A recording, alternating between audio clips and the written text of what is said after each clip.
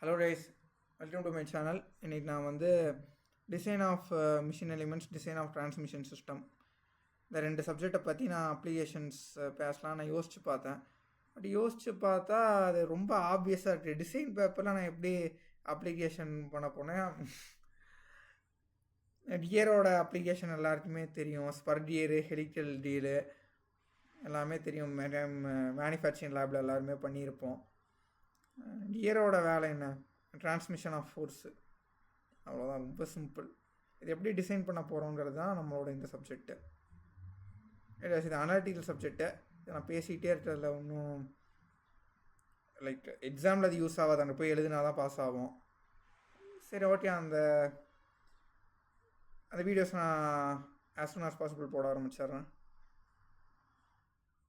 சரி, channel subscribe பண்ணுங்கள், comments சொல்லுங்கள். நல்லா இருந்தால் ஷேர் பண்ணுங்கள், பிடிச்சிருந்தால் லைக் பண்ணுங்கள். Okay, thank you.